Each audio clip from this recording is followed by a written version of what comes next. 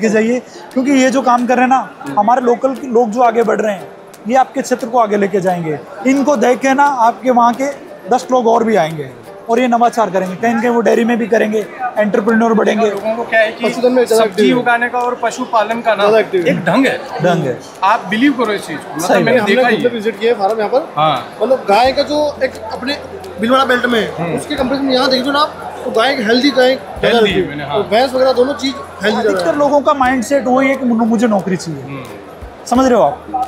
वो नौकरी से आगे बढ़ के नहीं सोचते हैं। पर जो किसान है ना, पशुपालक है, वो कहीं ना कहीं बहुत सारे ऐसे किसान हैं जो एक नौकरी, अच्छे नौकरी वाले से भी ज्यादा कमा रहे हैं।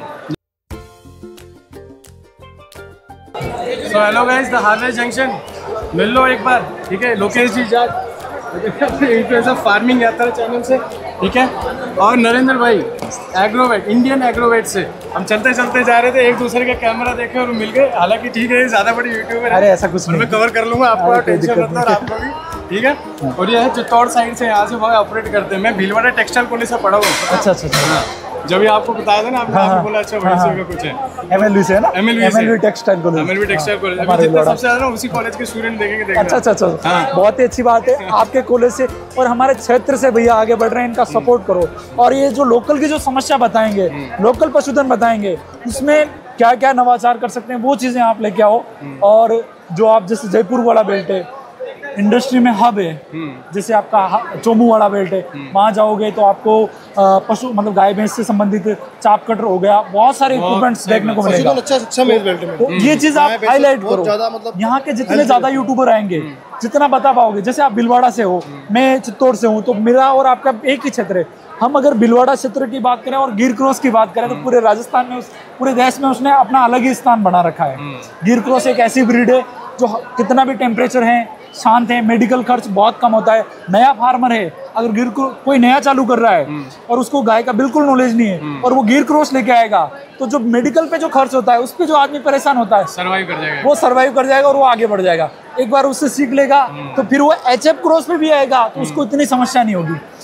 तो बहुत ही अच्छी अपॉर्चुनिटी हमारे लोगों को। यही हो जाता है ना भाई साहब कि वो ठीक है, रातों रात करो, 21 दिनों पैसा डबल करना है, सीधे जिंदगी में सीधी एचएफ ले आते हैं, वो 4 दिन में बेचारे बीमार हो जाते हैं। उसको बंदे का नॉलेज ही नहीं है, वो एचएफ काम कर रहा है तो कैसे सर्वाइव करेगी वो? उसको तो अपना देसी नस्ल है, उस पे काम करना पड़ेगा। उसके देसी और क्रॉस ब्रीड में अगर जाएगा ना, एचएफ को भी अगर क्रॉस में लेके आएगा, एचएफ क्रॉस लेके आएगा।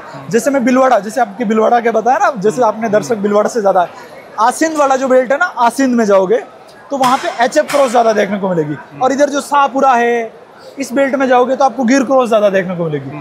जिसका बजट कम है, तो मेरा बजट 70,000 80,000 का ही है, तो वो आसिंद बेल्ट में जाएगा तो वही गाय उसको 50, 55, 60, 65 तक मिल जाएगी। और 10 से 12 लीटर दूध एक टाइम का मिलेगा एचएफ क्रॉस में। और वो भी कम बीमार पड़ती है, इतनी बीमार नहीं पड़ती। अब कोई ना, चलो अब आपसे लोकेश भाई, आपसे नरेंद्र भाई, आपसे थोड़ी रेफरेंस ले करके मैं कहीं ना कहीं फार्म पे जाता रहूँ, विजिट करता रहूँ, मैं ठीक है, बताते रहना क्या चल रहा है क्या नहीं। बाकी मैंने चोमू साइड में मैंने जो वीडियोस बनाए वो सबसे ज्यादा प्रॉपर चले। क्योंकि यहाँ पर मैंने देखा लोगों को क्या है कि सब्जी उगाने का और पशुपालन का ना एक ढंग है। आप बिलीव करो इस चीज को, मतलब मैंने देखा ही विजिट किया फार्म यहाँ पर। मतलब गाय का जो एक अपने भीलवाड़ा बेल्ट में उसके कंपेरिजन में यहाँ देखिए ना, तो गाय हेल्दी, गाय भैंस वगैरह दोनों चीज हेल्दी ज्यादा है। मैं तो चोमू बेल्ट में पहली बार मैंने एचएफ गाय देखी 65 लीटर। भाई साहब मैं आप लोग बिलीव नहीं करते, मैंने भी नहीं किया था भाई, लोग सब दिखाया, उन्होंने वीडियो दिखाया मेरे को कि ये देखो यही है वो गाय। एक और बात झूठ बोल रहे हो। एक और बात बताता हूँ, जब मैंने फर्स्ट में जब कंटेंट शूट करना किया, और मैं तो पहले से जानता था कि इतना कम होता है, पर जब मैं मेरे जो दर्शक हैं उनके सामने लेके गया कि जो एचएफ गाय है 11 महीने में क्रॉस हो रही है, तो लोगों ने विश्वास नहीं किया। 11 महीने तो बकरी क्रॉस करवाते हम, इतने में ये भैंस कैसे, गाय कैसे हो रही है, तो उनको अचंभा हुआ।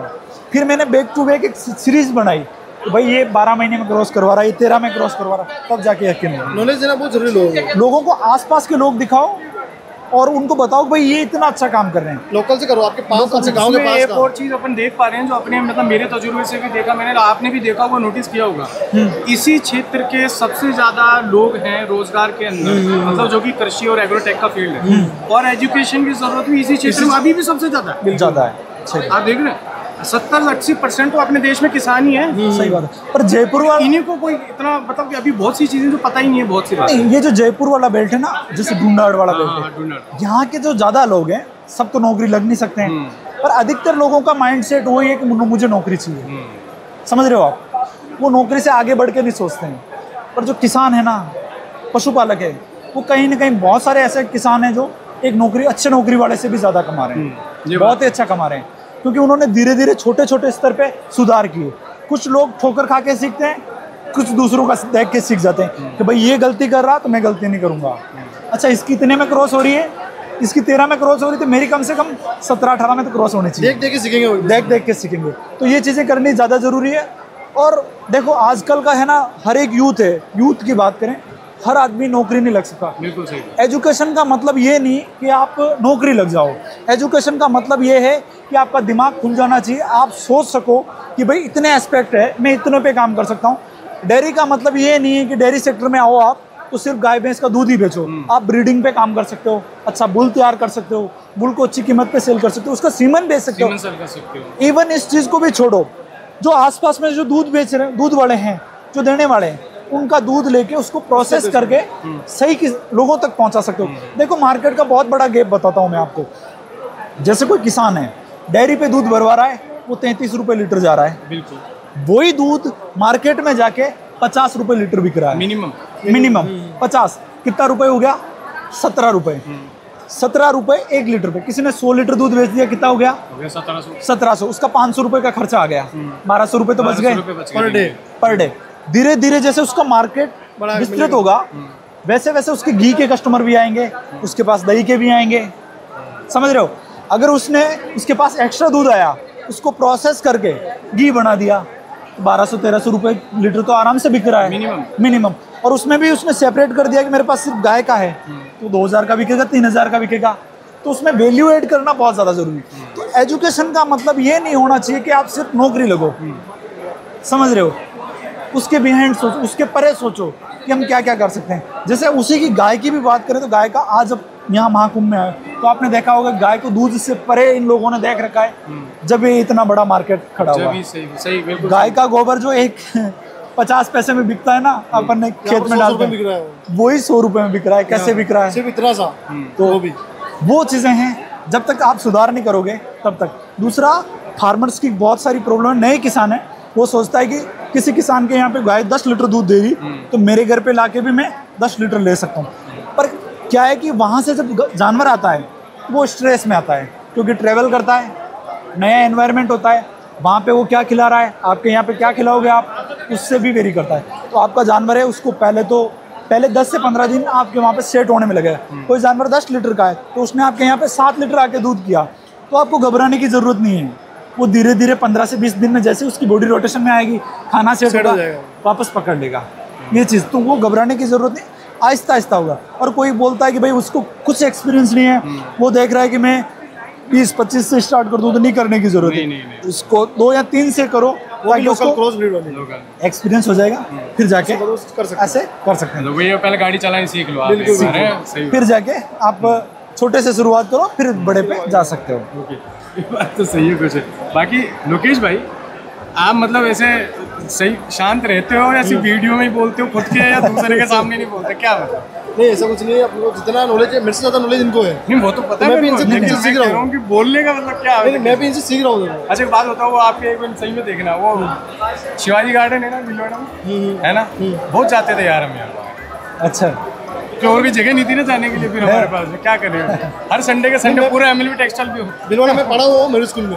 अच्छा, 2 साल से पढ़ाई हुई, हॉस्टल में था।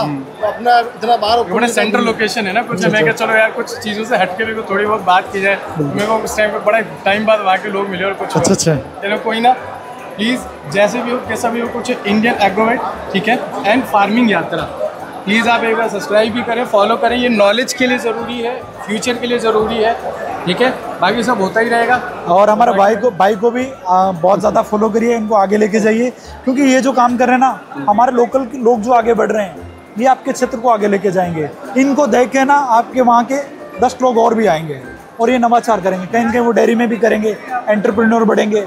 डेयरी का मतलब ये नहीं कि सिर्फ आप गाय भैंस को, आप उसका घी भी बेच सकते हो, दूध बेच सकते हो, दही बेच सकते हो, यहाँ तक कि उसका गोबर और गोमूत्र है, वहाँ से लोग पैसा कैसे बना रहे हैं, बहुत बड़ा। इन चीज़ों पे आपको सबको सोचने की ज़रूरत है। धन्यवाद। बिल्कुल सर, मिलते हैं दोबारा।